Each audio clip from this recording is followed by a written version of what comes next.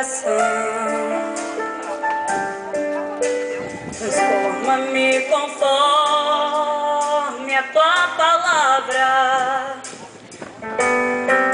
Enche-me até que em mim se ache só a ti. Então, usa-me, Senhor. Usa-me, Senhor. Usa-me como um farol que brilha à noite, como as águas, como abrigo no deserto, como flecha que acerta o alvo. Quero ser usado da maneira que te agrade, em qualquer hora e em qualquer lugar. Eis aqui a minha vida, usa-me, Senhor, usa-me. Sonda-me, Senhor, e me conheces.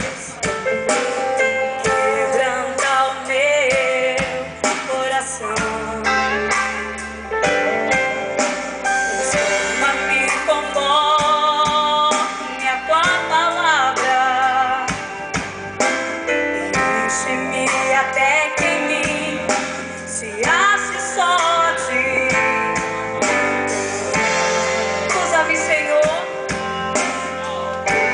Usa-me, Senhor. Usa-me como um farol que brilha à noite, como onde sobre as águas, como abrigo no deserto, Deus. Acerta o alvo. Quero ser usado da maneira que te agrade, em qualquer hora e em qualquer lugar.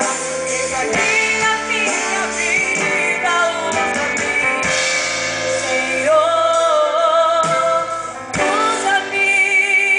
Sonda-me, sonda-me, quebranta-me, transforma-me, enche-me e usa-me. Sonda-me, Senhor, sonda-me.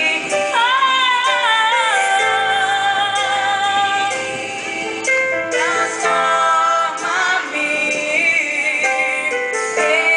enche-me e usa-me. Sonda-me, sonda-me.